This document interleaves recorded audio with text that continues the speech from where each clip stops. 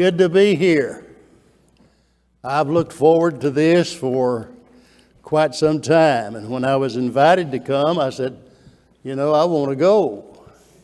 I want to go. Anybody celebrating a 100-year-old, you need to go celebrate with them. Of course, I was here 32 years ago. I was just a pup then. We're going to be looking at Ecclesiastes chapter 3. So if you want to turn there, I'll be there in a minute. And I want you to know that the time that I spent here was very, very enjoyable. And I appreciate all that was done for me while I was here. And appreciate the work that's gone on since then. And to know that you are still standing for the old paths. And I'm appreciative of that. Well, in Ecclesiastes chapter 3, it's a beautiful passage. Verse 1. To everything there is a season, a time for every purpose under heaven.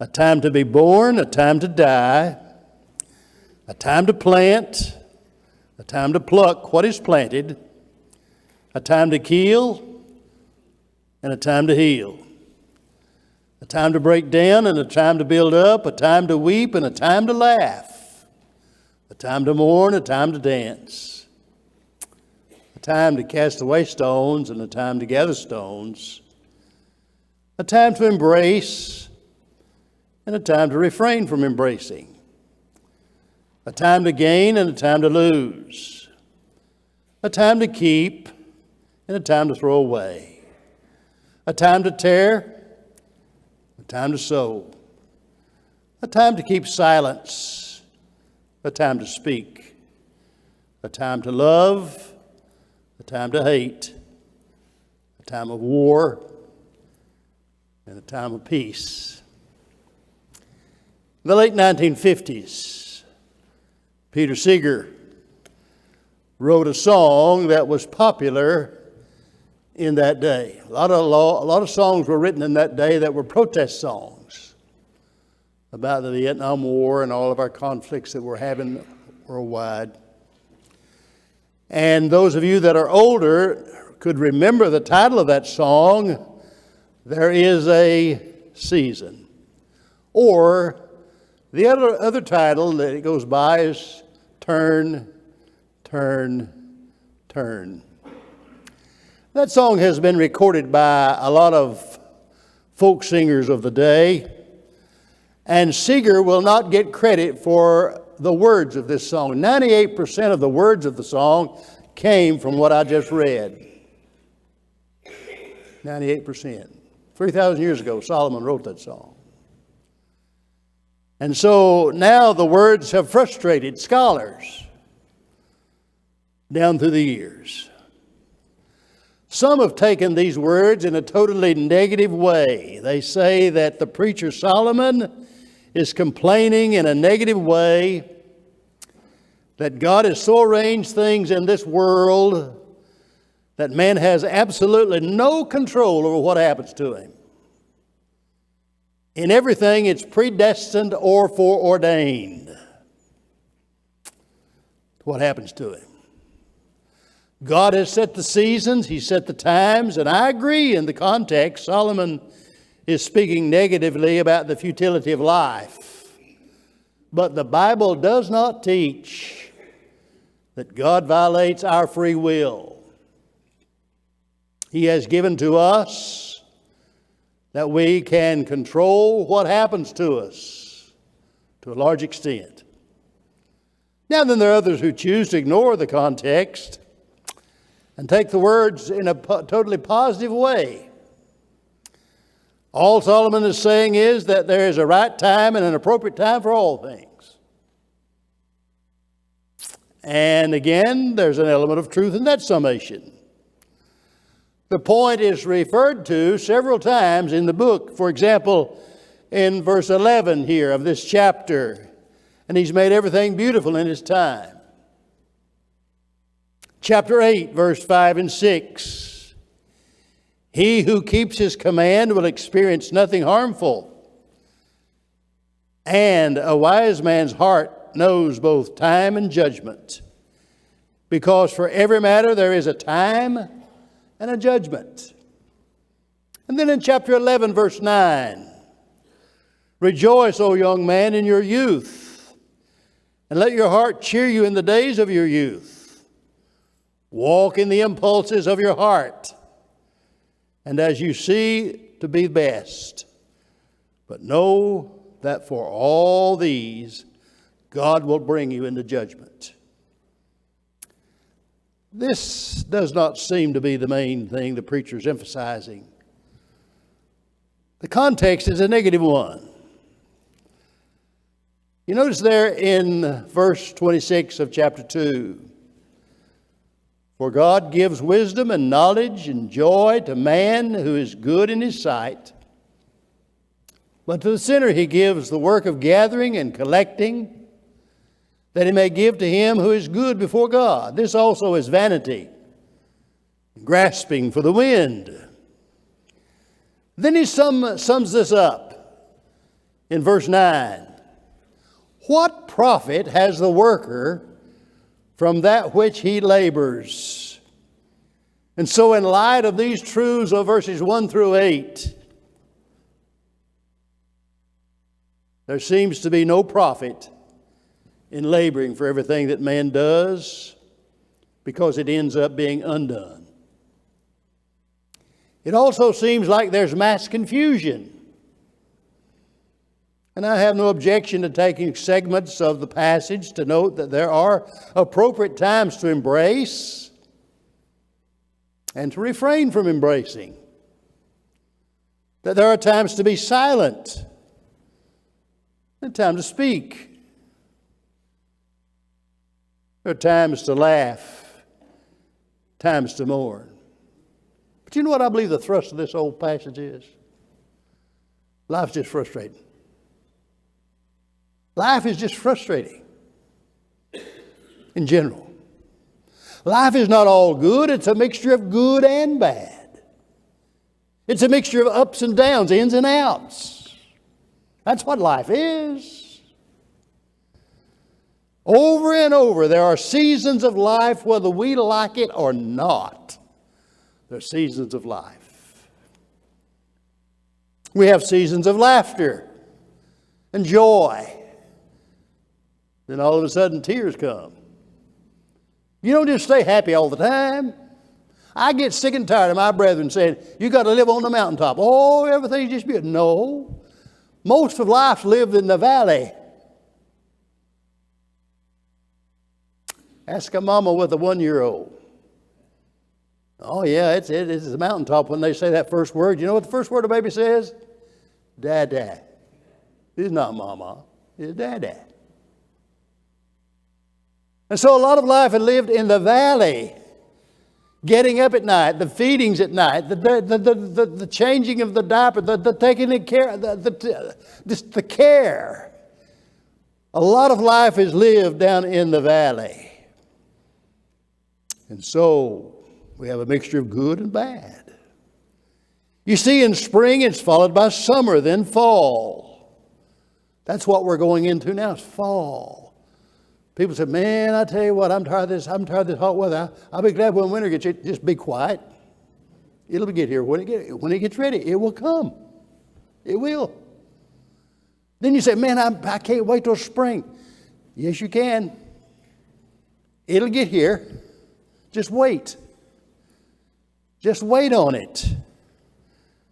And so we have summer, fall, winter, then spring. Over and over there are seasons of life. Laughter, tears.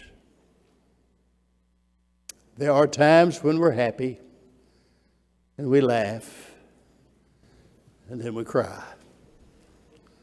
What makes you cry? You see, what makes you cry makes me cry. Just because I'm a preacher doesn't mean I can't cry. I used to be ashamed to cry. Go to a movie with your girlfriend and some sad scene, and you get the sniffles and, yeah, I'm going to have the ability to cry. Then you laugh.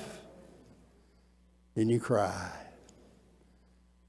Laughter is followed by tears, and tears by laughter, and then on and on it goes.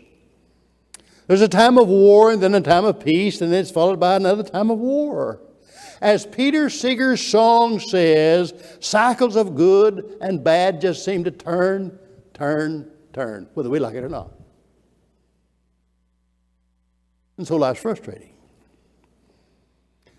Now, when you stop and think about it, that's the way life is. When you get something nailed down, the nail comes loose. You get something glued, and the glue comes loose. Nothing stays done. You plant a flower. It's pretty, but pretty soon it dies. You either dig it up, plant another one. You build something. It doesn't last forever.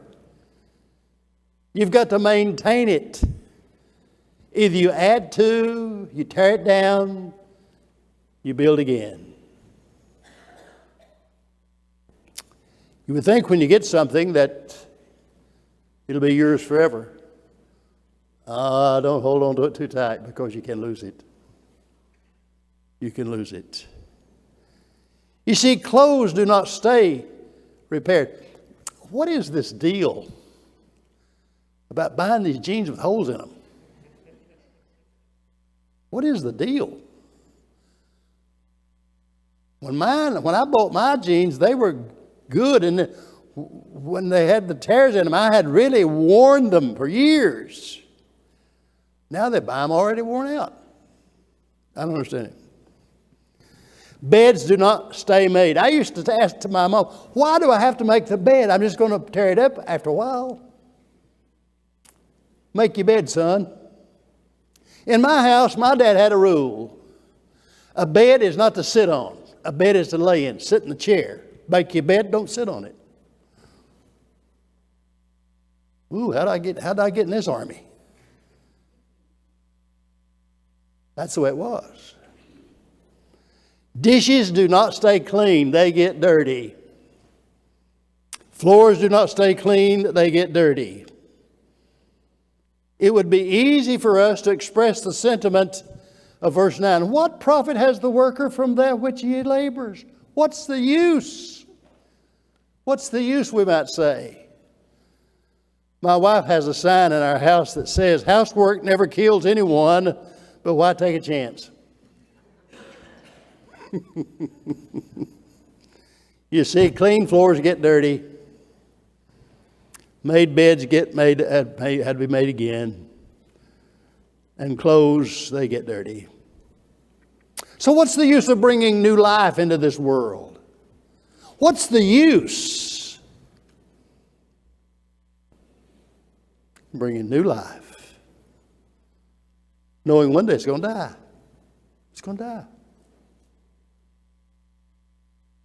But yet there's joy. Then there's sadness. You see how life just frustrates. It turns.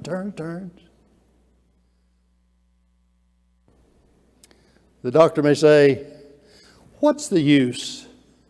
What's the use in helping that old man get better? He's going to die. Some die in war, some die by disease, some by domestic violence, some on foreign fields. Yes, many by old age. The farmer says, why in the world clear this field and plant the crop? A storm can come and ruin it. Why? Why do all that? It's all futile.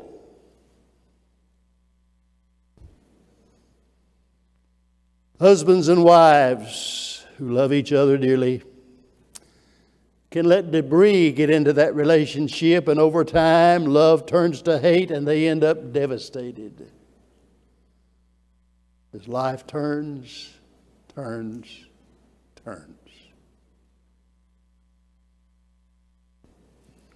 We say, what's the use? What's the use in being happy? Knowing that any moment something can happen that turn that happiness into sadness. You don't know what that next phone call is going to bring. You don't know. But I'm so happy right now, I can't stand myself. And all of a sudden, you get the news. Sadness. So what's the use? Put that way, it sounds pretty hopeless, doesn't it? Life doesn't seem to make much sense. Is there any way we can make sense out of this? Solomon doesn't leave us with a pessimistic picture that he's painted there in verses 1 through 9. He said that it's a mystic picture. To everything there is a season, a time for every purpose under heaven. And he follows that passage with one of, I think, the most magnificent words in the book. It's verses 10 through 15. Now then, this is one of those occasions when that heavenly light shines through, and it appears that there are all these seemingly contradictions. There's an answer. And so in verses 10 through 15, he gives us 4 suggestions how to make sense of it all. And you can put these in your take-home box and take it home. You can either mark it in your Bible, write it down. Here's what he says, how to make sense out of all this. Verse 10. I have seen the God-given task which with the Son of Man are to be occupied. Verses 1 through 9, we're told that things happen over and over and over. But the name of God's not mentioned. But now, God is mentioned. Different occupations, different businesses, different successes. My observation, we're humbled by these things. Various circumstances that we go through are not by accident, but orchestrated or allowed by God with a purpose. Now we see the hand of God. We see the hand of God in all this. When you listen to the news, or you watch the news, or you read about something, some news happening, you wonder who's running things. Seems like things are coming unglued. Things are not staying nailed down. Things are falling apart morally in our country, in our communities, in our schools, in our homes. Morally, they're falling apart. Physically, people are just falling apart. Don't get around like we used to. Eyes are getting dim, teeth falling out. I get up in the morning, I say, was I in a fight last night? When I get up, something happened. I am sore. I'm falling apart. How about you? I remember some of you 30 years ago. You don't look like you did back then. Neither do I. All these diseases that invade our bodies, we're falling apart.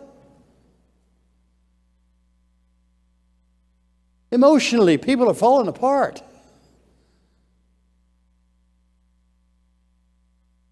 It's amazing how much antidepressant drugs are being sold. I have relatives in the drug business, sells drugs to doctors, pharmacists.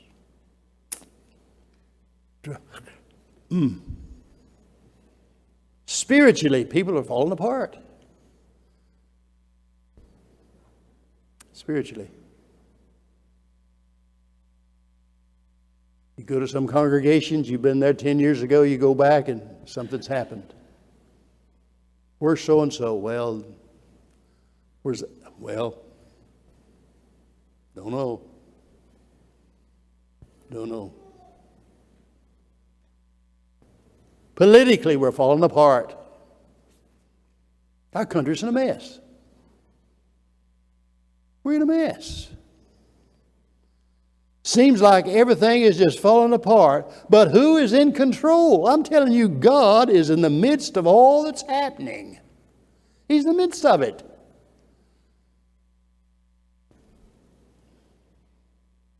Now, that God-given task that He's given to us, God has given the task which the sons of men are to be occupied. That's our job of learning how to cope with the difficulties of life. God is with us. Every detail of things that happen, there's a purpose in God's mind for you and me. And when we learn that, we see what's happening to us. There's a purpose in it. I don't see it yet, but there's a purpose. God has a plan for all things. And that includes you and me. Now expand that thought a little better. Look at verse 11. He's made everything beautiful in its time. Also, He has put eternity in their hearts.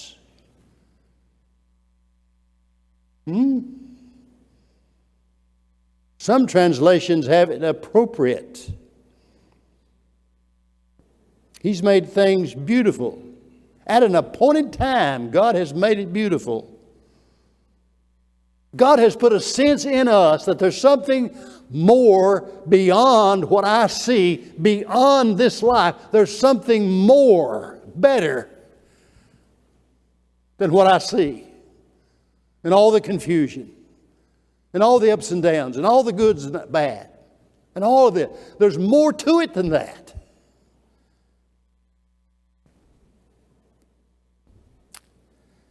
He's made everything beautiful. How much is everything? Anybody know? How much is everything?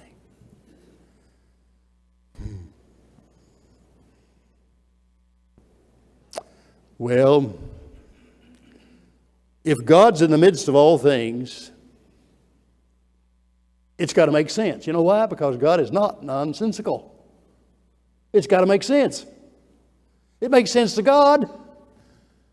And we have a hard time for it making sense to us because we fail to recognize God's hand is in this where I am living and what I'm involved in. God's there.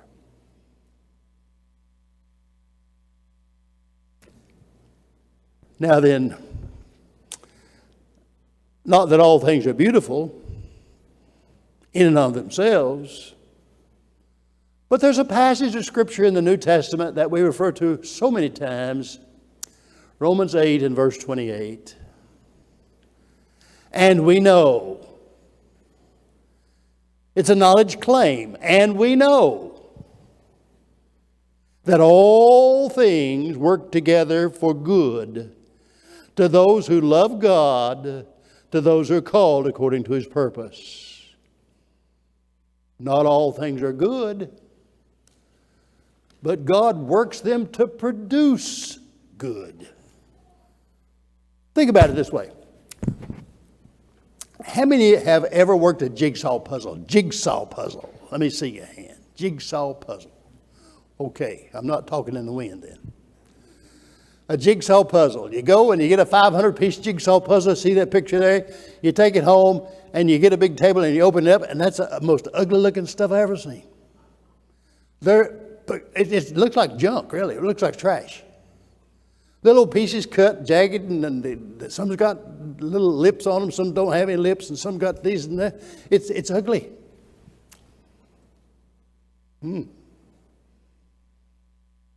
But you start putting a piece or two together. Pretty soon you get more pieces together. And all of a sudden, you can get a glimpse. You can get a glimpse of what that picture is. And when you finish it, it looks just like that picture on the box. You know what our problem is? We fail to see the big picture. This little incident that's happened to me, oh, the time of crying, oh, it's sad.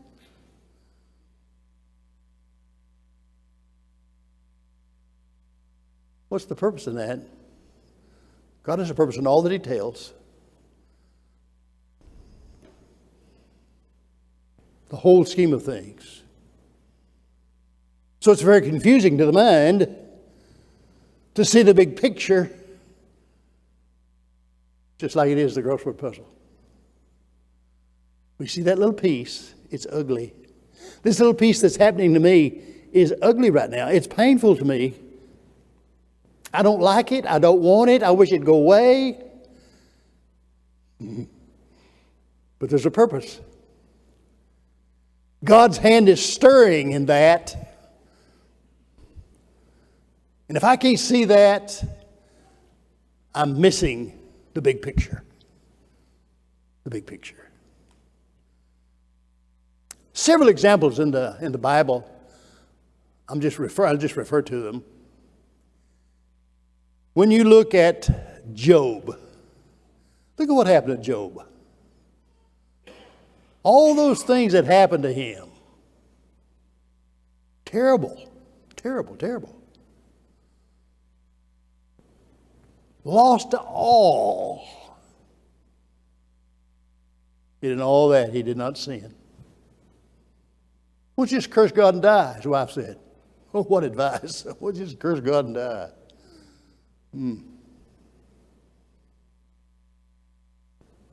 How'd it turn out? Joseph's, his brothers hated him. He lived in a dysfunctional family. Sold. Went to Egypt. And you know the story. That one incident make you cry. Make you cry.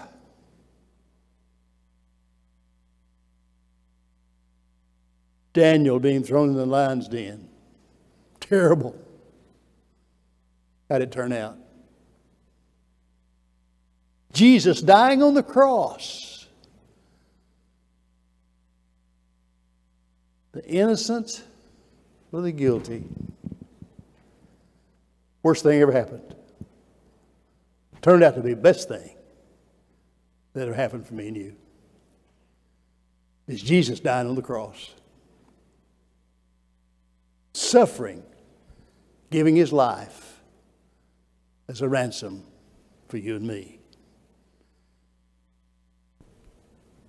And so when we see the big picture, if you don't see it, you miss the beauty. Perhaps we don't want to wait till God has finished the picture. You've heard people say, be patient with me, God's not through with me. I remember when I was a little boy, jerked up over in the mountains of North Carolina, and people would say, is that boy ever going to grow up? Is he ever going to settle down? You think he'll ever amount to anything? Well, look at me, I did grow up. I've been preaching the gospel for years and years. Traveled the world over.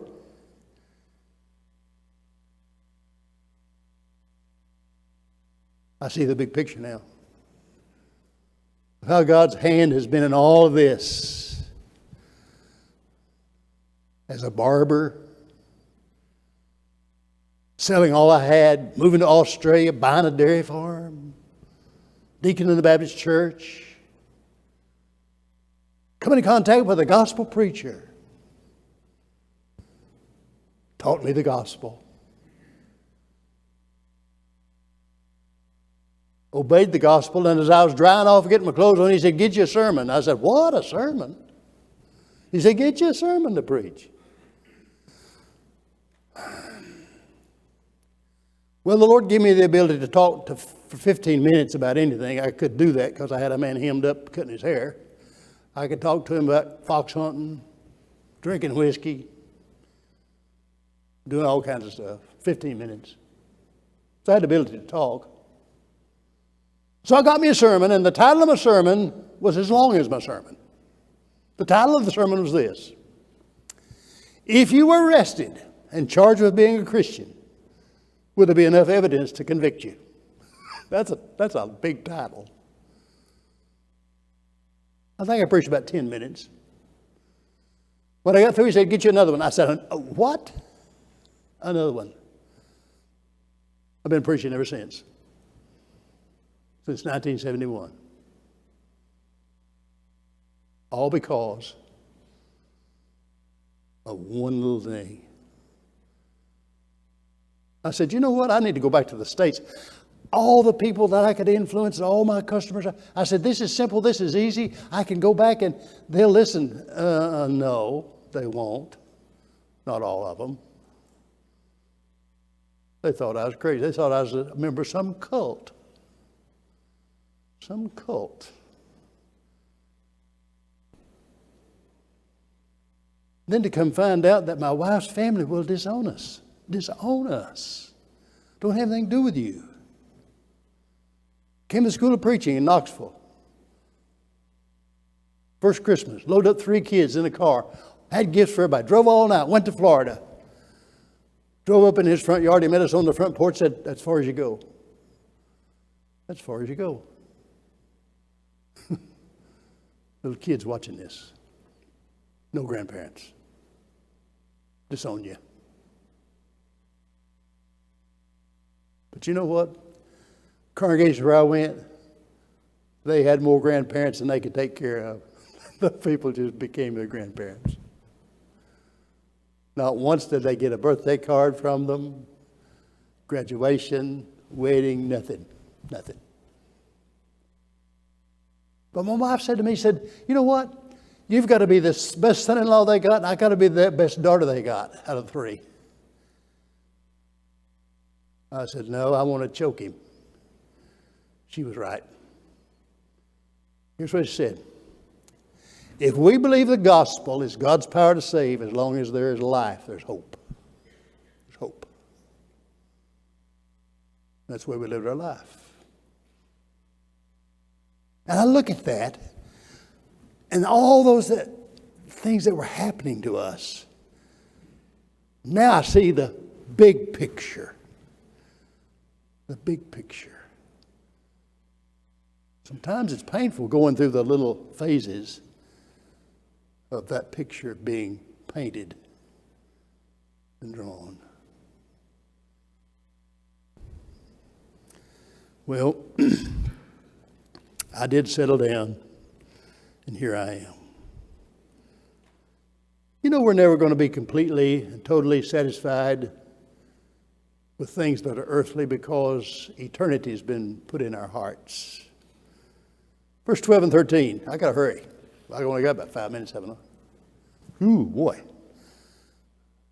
I know that nothing is better for them than to rejoice and to do good in their lives.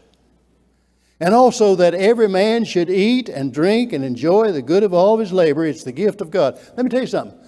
You have the authority to enjoy your work and the money that you make from your work. That's a gift from God. He wants you to be happy about it. You have the authority of God to do it. It's a gift.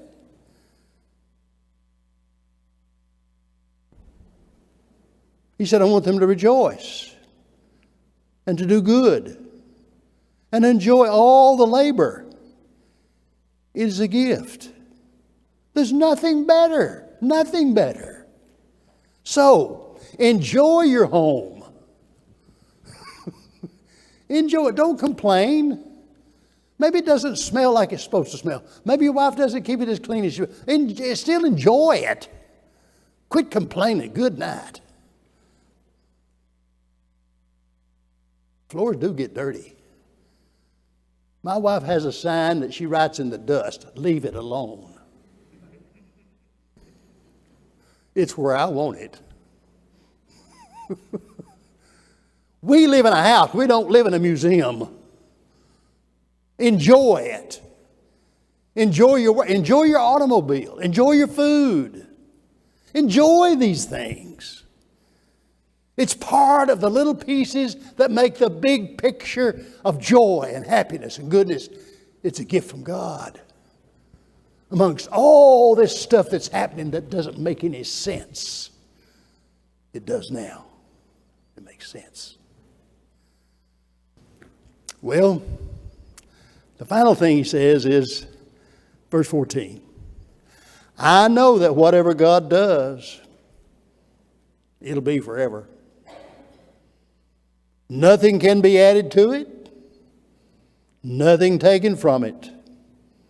God does it that men should fear before Him. That which is has already been. And that what is to be has already been. And God seeks an account of what is past. You see, everything matters to God. Everything matters to Him. The justice of God is being worked out. All these little things that are happening for a purpose. And you're part of that purpose. All those little things that happen to you and happen to me, they can be irritating. They can be testy. They can try us. But God is in the midst of all of it. Now then, what we need to do is we need to say, Lord, I want to take your hand and I want to walk with you because you know where the path is. And I want to stay with you. All these things are frustrating. Some are painful, some are costly. But I trust you. Anybody got a comment or a thought about what we just said today? If you agree with what he said here, shake your head this way. You agree with that? That's good, isn't it? It's all confusing in the beginning. But he says, here's what you need to do. Make sense of it. And I hope you'll take that and use it. And it'll make sense to you. And let's quit grumbling and complaining. Put a smile on your face, song in your heart, prayer on your lips, pep in your step, unction in your gumption all day long. May God bless you. Thank you.